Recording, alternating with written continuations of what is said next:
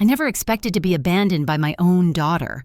I never dreamed the man she married would deprive me of my dignity in my worst hour, and that she would let him. But what they didn't realize was that life had one more card for me to play. When I played it, everything changed. Get ready, because what you're about to hear is more than simply a story. It's a reckoning. Comment below where you're watching. And don't forget to subscribe to the channel for more similar stories. My name is Margaret. I'm 58 years old. And until recently, I believed in unconditional love. Particularly with regard to family, my life revolves around my spouse and our daughter, Amanda.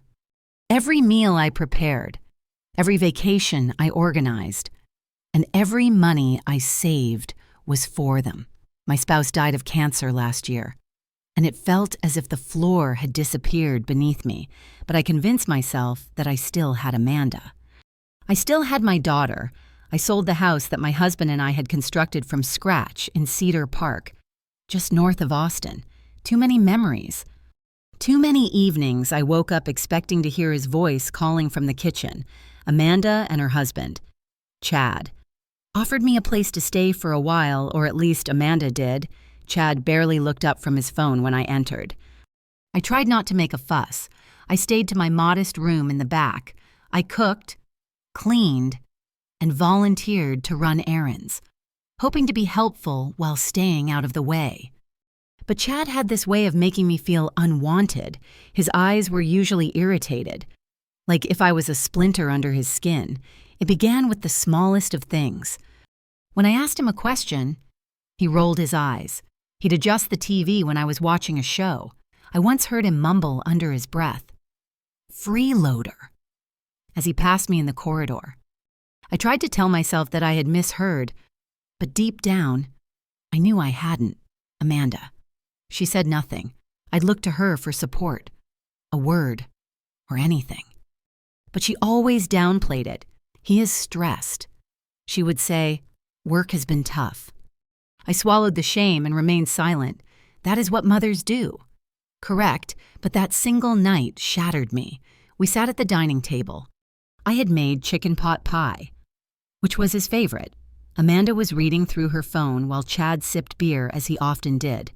The hush was heavy. Then, out of nowhere, Chad looked up and remarked, "You know, maybe it's time we stop pretending this is only temporary. We are not a charity." Amanda froze. I stared at him. "What do you mean?" He smirked. "I mean, how long should this go on? You aren't working. You are not contributing. We have bills. We did not sign up for additional mouths to feed." My breath caught. My heart pounded. I turned to Amanda in desperation. Amanda, she refused to meet my gaze. She said, "Maybe it's best if you find something more stable. For everyone's sake." For everyone's sake. I did not yell. I did not argue. I stood up, headed to my room, and packed my belongings. 2 suitcases. That was all I had left from my life. I didn't even cry while I packed. The tears came later.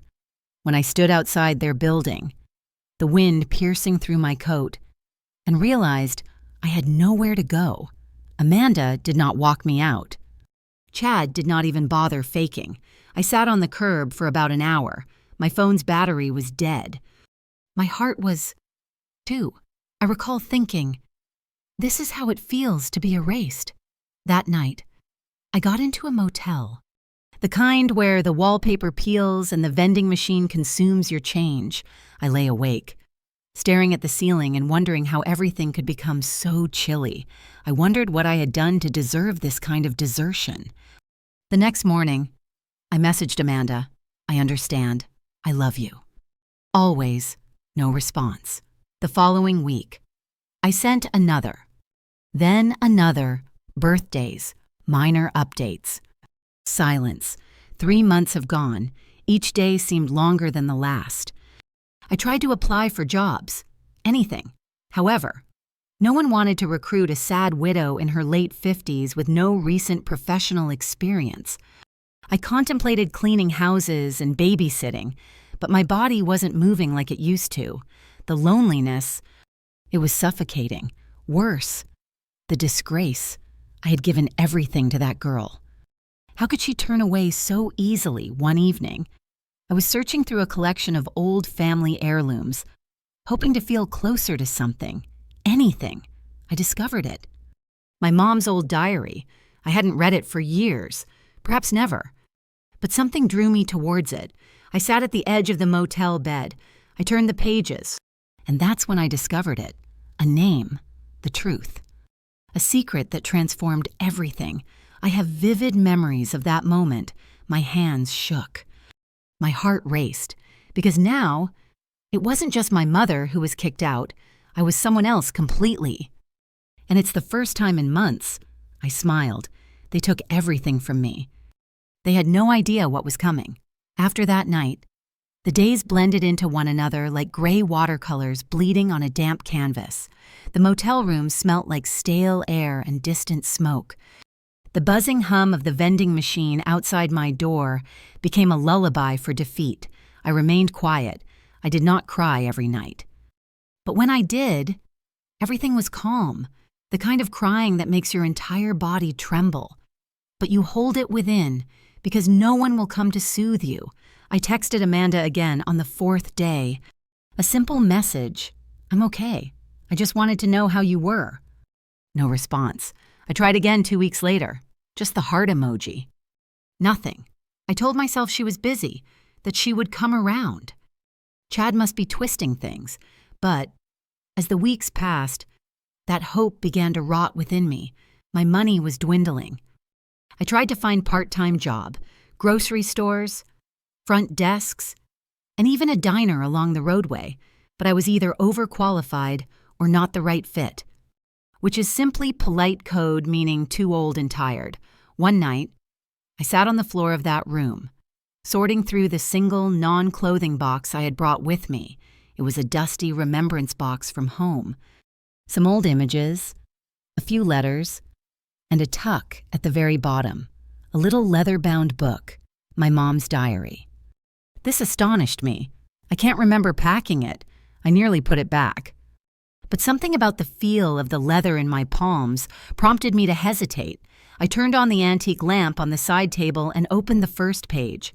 Her handwriting remained unchanged from the letters she used to tuck into my lunchbox as a child. Looped, tidy, and always inked. At first, it was everyday things, weather, church, and complaints about supermarket costs.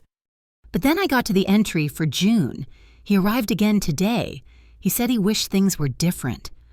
He wished I could be his wife, but he does have a family, a business. A name to be protected. Margaret will never know. She must not know. I just hope one day she realizes how much I adored her. Even if she was conceived as a result of mistake and desire, I read it twice. Then again, she must not know. My breath caught in my chest. I flipped further, entry after entry, hints. Memories, meetings in hotels. She tried to decline little monetary transfers, but they were critically needed. She never gave him his full name. Instead, she used his initials, H, J, S. But there's another entry, February. He stated he had made arrangements, that if something happened to him, he would make sure Margaret had something, a portion of what he constructed. It will not be official. Of course, it is too hazardous, but he promised me. A trust, a letter. He replied his lawyer, Mr. Goldstein, would know. The name, it hit me like a blow in the stomach. Goldstein. I've seen it before. It took me 2 days and multiple web searches using the motel's shared computer, but I did find him. Leonardo Goldstein, retired estate attorney, still listed with a private firm in Dallas. I did not call. I could not. My hands trembled excessively. Instead, I mailed a letter, a genuine, handwritten letter describing who I was, who my mother was, and pleading for a chat. 2 weeks later, I got a call. I remember how his voice cracked when I spoke my mother's name. He knew her, not only professionally.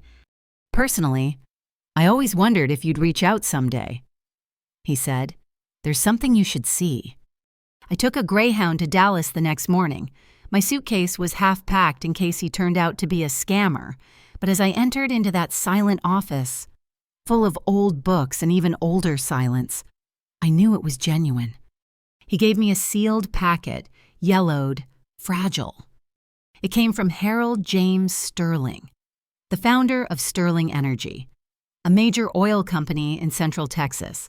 I'd seen this man in newspaper articles my entire life, a man with a family, a reputation, a legacy. The letter was addressed to my daughter, Margaret Louise. I couldn't read it all in one sitting. I sobbed before the second paragraph. He admitted everything. The affair, the regret, silent love. Finally, there is the promise. In the event of my death, I have directed that a portion of my personal assets, which are untraceable through my estate, be handed to you via Mr. Goldstein. You're my blood. And although I was too cowardly to claim you in life, I do so now in death. Mr. Goldstein passed the packet across the table, inside bank accounts. A modest investing portfolio, ownership papers, titles. What is the total value? A bit over $5 million. I stared at the papers, then at him. Is this really happening? I whispered. He nodded. It is yours. It always was. My heart pounded, not because of the money, but because for the first time in my life, I felt selected. Seen.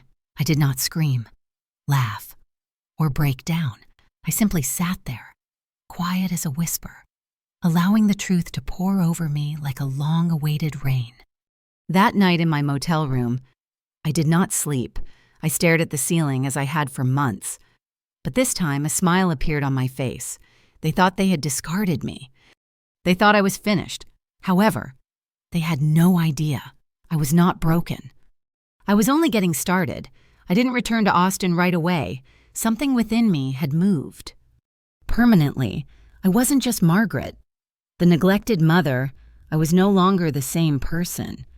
Someone who had been deceived to her entire life and then discovered the truth for the first time in months, if not years. I wasn't drowning in shame. I was breathing in clarity. I lingered in Dallas for a few more days, just meandering through the neighborhoods, sipping coffee in silence, and watching people go about their daily lives. People who had not been cast aside like I had. For the first time, I did not envy them. I studied them. I wondered who among them wore grins that concealed sadness. Someone had been betrayed. Who had clawed their way back from invisibility? Leonard Goldstein did not simply hand me the inheritance. He gave me time. It's time to process. It was time to understand what I had in my hands. It wasn't just about wealth. It was power, and I didn't know what to do with it. However, once you've been humiliated enough, grief can turn into fuel. When I returned to Austin, I didn't stay at the motel. I reserved a short-term rental downtown, just off South Congress, clean, modern, and quiet. Amanda and Chad would never have imagined that I could afford such a property. I started dressing differently, more refined. Be more deliberate, not showy, simply invisible in a new way. The kind of invisible that lets you pass through doors. I began watching YouTube tutorials on investing, real estate, contracts. I learned the language of commerce. I didn't want to construct an empire. I wanted to defend myself. I'd never be powerless again. That's when I discovered it.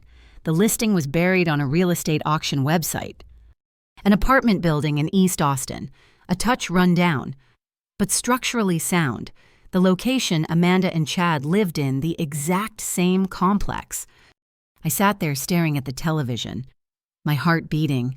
It was classed as distressed after the owner failed to pay property taxes. The auction is set for 2 weeks. I did not hesitate. With Mr. Goldstein's assistance, I established an LLC, an anonymous shell business. I filled out the papers, transferred the monies, and submitted the bid. I had no intention of seeking vengeance. Not precisely, but I was going to seize control of the one location they believed they dominated. The auction has come and gone. I won, quietly. Legally, completely under the radar. And with that, I owned the building where they lived. They threw me away with 2 luggage and a phony reason, where they humiliated me in my lowest point. I recall sitting at my desk, gazing at the deed, and whispering aloud, "Let's see how Chad likes paying rent to a mouth he can't feed." A month later, all tenants received their notification letters. Rents will be reviewed. Lease terms were revised. As for Chad and Amanda, the new sum was tripled, not double, triple. Market value plus outstanding fees. He must have exploded. I knew without seeing it. I could feel the wrath from afar, but it was not about money. It was about pride. Chad was a man who wanted to feel in charge, and I just ripped the rug from under him, silently. Amanda attempted to phone me 2 days after the warning. It was the first time she contacted me since the night I left. I let it go to voicemail. "Mom, I'm not sure whether you heard, but there's something strange going on. Our rent just went increased. Really, a lot." Chad is losing it. I do not know. Can we speak? I did not respond. This was not about vengeance. This was about gravitation. They needed to feel the weight of their decisions. I drove past the building once late at night. The lights were on. I saw shadows moving behind the curtains. Amanda paces. Chad yells. His silhouette is unmistakable. I watched them for a minute, then they drove away. Part of me felt hollow. Part of me felt validated, and a part of me still hurts like hell, because even now, knowing what I know and holding what I have, I would give anything to be invited back inside. Not to the apartment, but to my daughter's heart. But I knew that was impossible. At least, not yet, so I remained silent. I waited. Because sometimes the most powerful form of justice is silence, and I wasn't done yet. I had no idea how much I had changed until I saw Amanda at the grocery store 3 weeks after the rent increase. She did not see me. I was 2 aisles over, tucked behind a rack of discount cereal. She seemed tired. Not simply tired, worn down. Her hair was tied back sloppily, as she used to do when she was crying. Her cart was halfway empty, mostly cheap staples, rice, eggs, several off-brand cans. I should have walked away. I did not. I followed her through the store from a distance. My heart was pounding as if I had done something wrong. She paused in front of a small box of mac and cheese before looking down at her phone. A text from Chad. Perhaps her shoulders sank. She put the box back. That moment broke me, not because I pitied her, but because I remembered the little girl who used to run to me crying when she scraped her knee, the one who asked me every night to check for monsters under her bed, and now she was living with one. I drove home that day and sat on the couch in silence for hours. I stared at the window, thinking about how life had twisted us into strangers, but I reminded myself, this wasn't punishment, this was consequence, and punishment was long overdue. I had plans now, not just the architecture, but a quiet, leisurely chess battle, every move calculated. Every move carefully, with the LLC fully in existence and the property legally transferred. I commenced repairs, small ones at first. Leaks, broken locks, flickering lights. Chad never noticed. He was too distracted with the rent hike, yelling at the property manager by email, demanding answers. But I knew him. He knew how his ego functioned. He was not going to move. He'd perceive that as defeat. And Amanda, she would follow his lead, as she had always done. So I continued going. I altered the property's signage. There was a security camera put near the foyer. I updated the tenant mailboxes, all under the name of my company. ML Holdings, short for Margaret Louise. Nobody knew who was behind it. Then came the notification. Annual inspections. Mandatory. Chad unleashed a furious response via the tenant site, full of false threats and self-righteous outrage. I grinned when reading it. He was unwinding, and I didn't have to move a finger. Meanwhile, I was changing into someone I barely recognized. I wore my hair differently now, sharper clothing. I walked with purpose.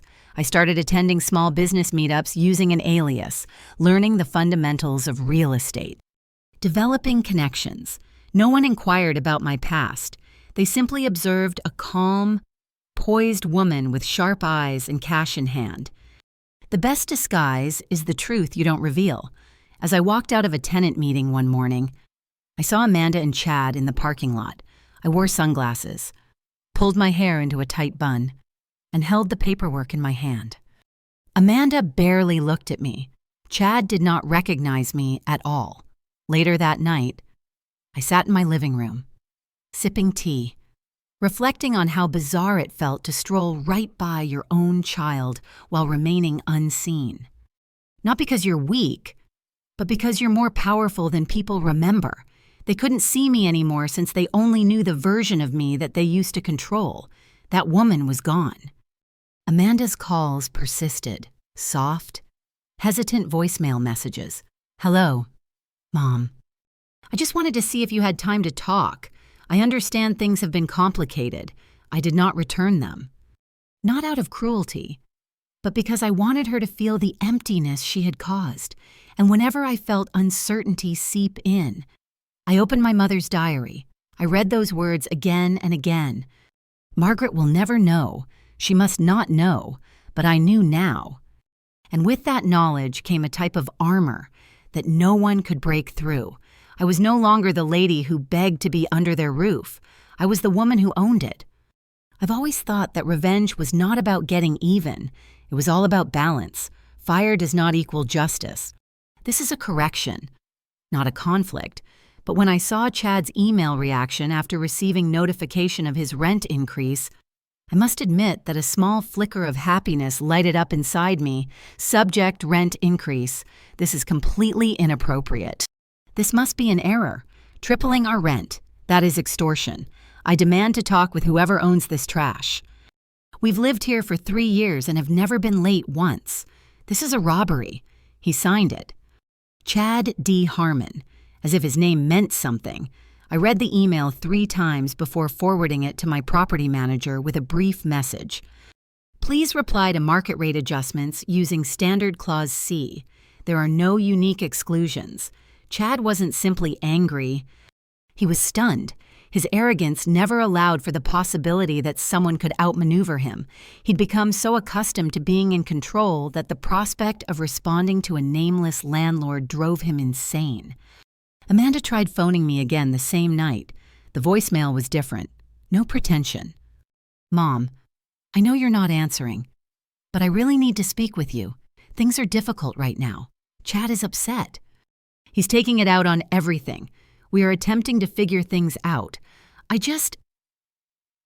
miss you." "I do." Her voice cracked at the end. For a little period, my fingertips hovered over the screen. I could call her back, tell her it will be fine, that I would cure everything. But I did not, because it was not okay, and I couldn't keep mending the messes she helped create. Amanda had let him throw me out as if I were nothing more than a bill they couldn't pay, and now, when the burden was on her, she remembered how to call my number, let her sit in silence for a bit while. The following week, I approved additional property upgrades, new exterior paint, hallway lights, landscaping upgrades. Chad's rent was not only a punishment, it was intended to support renovations for the other tenants. That was the irony. Everyone else benefited. He simply couldn't see it. He started placing angry notes under the office door. "The water pressure is really low. Trash is stacking up. It's ridiculous to pay for this." Each note went unanswered. "Amanda has ceased leaving texts." She began texting instead, short ones. "Hey, can we speak? I truly need you." Then silence again. Meanwhile, I watched the bank statements arrive. ML Holdings remained constant, profitable. Indeed, the other tenants were quiet, considerate, and punctual. Only Chad was making noise. Amanda gets caught in his storm. But everything changed when I received the building manager's quarterly report. Photographs of Chad and Amanda's unit were included. The bathroom contained mildew. The kitchen tiles cracked. Mail piles up on the floor. They were cutting corners, staying lean. I should have felt sorry. Instead, I experienced clarity. It wasn't just about rent. It was about power, and Chad was losing it quickly. The word around the building was that he had begun working extra hours. Amanda was discovered crying on the back steps one afternoon by another resident. They were dissolving from the inside out, and I didn't have to speak a thing. That was the part I kept returning to for so long. I was the one who begged to be heard. I begged Amanda to find out what Chad was, to witness what she was becoming while standing alongside him. Now they were choked by their own stillness, and I was observing from above. Literally, my new apartment overlooked the courtyard, a different building. Higher floor, a safer neighborhood, a vista they couldn't afford. I did not watch them all the time, just enough to remind me that I wasn't crazy, that I had not anticipated the betrayal, that what they did to me deserved repercussions. Even so, several evenings I found myself sitting by the window. I'm holding my phone, looking at Amanda's last message. I truly need you. The woman within me, the mother, ached. But what about the woman I had become? She knew it was only the beginning. I'd always assumed that heartbreak came in loud moments, slamming doors, words were shouted. Public scenes. What about the real heartbreak? It is quiet. It comes in the form of an unreturned voicemail. A message was left as read. The silence between you and someone who once called you mommy. Amanda's calls stopped. The text slowed. However, the damage on her end, appeared to increase. According to the building staff, the tension in their apartment had escalated into open hostility. Chad was snipping at everybody, refusing maintenance requests, and demanding unnecessary inspections, looking for a person to blame. Amanda, I was told, looked like she hadn't slept for days. I did not rejoice. I didn't celebrate. This wasn't about watching them suffer. It was about something far more painful. Watching the daughter I raised willingly stay in a cage and call it love. One afternoon, my property manager sent over a report after a noise complaint. The neighbor downstairs had heard a heated argument, shouting, something about losing control, and this is all your fault. Chad had stormed out and didn't come back until the next morning. Amanda stayed locked inside the apartment the whole night, lights off, curtains closed. I waited, not for Chad, for her. It took 2 more days, 2 long, aching days. Then, just as the sun was dipping behind the trees one evening, my building's intercom buzzed. Hi. This is Amanda Harmon. I was wondering if my mom lives here. My heart stopped. I didn't answer right away. I just watched the screen, frozen, then slowly. I pressed the door release. 10 minutes later, a soft knock echoed at my apartment door. When I opened it, she stood there looking like a shadow of the girl I raised, pale, makeup smudged, wrinkles in her shirt. She looked 20 years older than she was. We stared at each other for a long time. Neither of us spoke. Finally, she let out a breath. Hi, Mom. I stepped aside. She walked in slowly, like she wasn't sure she was allowed to. The room was silent, except for the clink of teacups as I prepared 2 mugs. I didn't ask why she was there. I didn't ask how she was. I just handed her the tea, sat down across from her, and waited. I don't know where to start, she said. Her voice barely above a whisper. I said nothing. She looked down. He's not easy. He's angry all the time. Blames the rent. Blames me. Blames the dog next door, for God's sake. Still, I stayed mute. I felt I was doing the right thing. Back then, when we asked you to leave, asked, as if I had a choice. I just wanted to keep the peace. I didn't want further conflict, Chad said she paused. He said you'd never leave until we pushed you. And God, I despise myself for agreeing. I took a drink of tea. I miss you, she muttered. But I don't know how to fix it. I inspected her face, every line, every flinch. She was seeking forgiveness but was hesitant to ask for it, so I offered her the only thing I could silence, because sometimes quiet is safer than telling the truth. We sat like this for about an hour. She did not beg for money. She didn't ask for assistance. She just wanted to be around me, and I let her. When she got up to depart, she reached for my hand. I apologize, she said, for everything. I didn't respond back. I just held her hand for a little longer than she expected. She was the one who pulled away first. Then, with tears in her eyes, she went out the door. I did not cry, but the moment the door clicked shut, I slumped into my chair, clutching the warmth of her teacup like a lifeline. She'd come. She'd looked me in the eyes, and now I know the fissures were finally beginning to appear. The thing about true power is that you don't have to raise your voice to employ it. You do not slam doors or shout threats.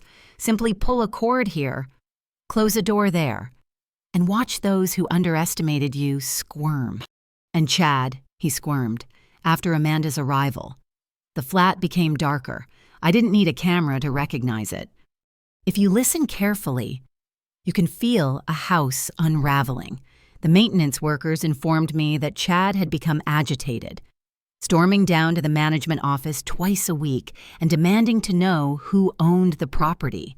He wanted names. He wanted a face. He sought someone to blame. The fact that he did not have one that sent him spiraling.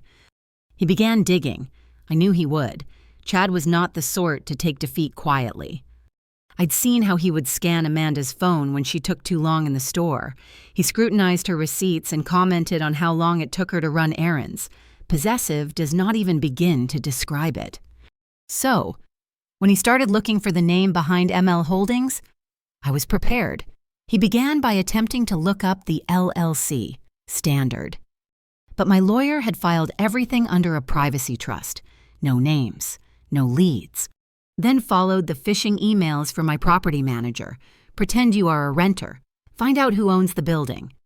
Sloppy, desperate. He even phoned the title office. Pretending to be an attorney, represents another property. The clerk flagged it and immediately reported it to us.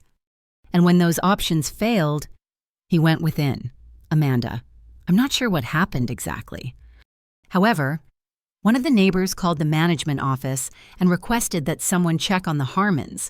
She claimed she heard glass cracking. People raised their voices. The kind of rage that isn't merely caused by bills. It stems from fear. The maintenance man went up there. No one responded, but through the door, he could hear Chad pacing, muttering.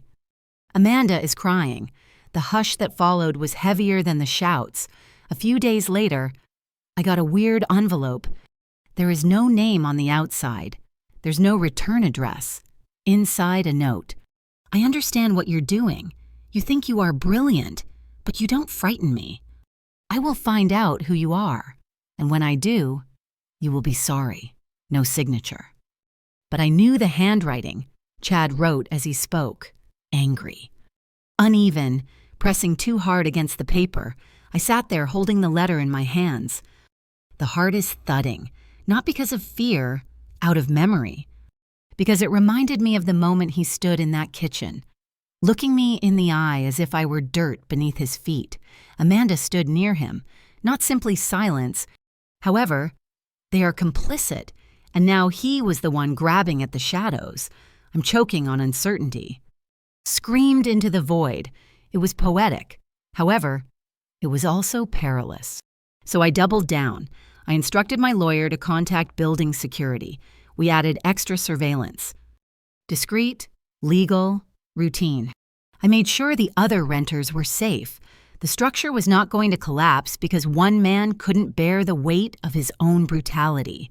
And Amanda, she did not call again. But I learned from the building manager that she had walked to work.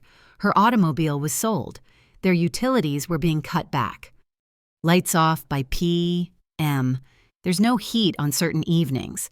The fissures were not limited to their relationship. They were focused on their survival. Throughout it all, I kept my distance because this was not about vengeance. It was all about resolve. Chad's world shrank until he understood how small he was, and letting Amanda make the decision. Would she remain in the cage or locate the key I'd placed directly in front of her? I knew I needed to. Some betrayals don't come from strangers. They come from those you raised, those whose scraped knees you kissed, whose lunchboxes you packed, whose futures you funded while forgetting to hold space for your own. And when they turn on you, not loudly, but with the cold silence of complicity, it doesn't just hurt, it erases you. But here's what Margaret's story teaches us. You can be cast aside and still rise. You can be disregarded and still redefine the story. Power doesn't always roar. Sometimes it arrives quietly in paperwork, patience, and perfectly timed silence. Sometimes it means letting the ones who abandoned you taste the life they forced on you, while you sip tea in peace above it all. This isn't just about revenge. It's about reclaiming your worth for every mother, every woman, every soul who gave too much and received too little. You are not disposable. You are not forgotten. You are the story. If Margaret's journey stirred something in you, if you've ever been asked to disappear in the name of someone else's comfort, comment below. Share your thoughts and subscribe for more. Sometimes, the most powerful comeback isn't a scream, it's a signature on a deed.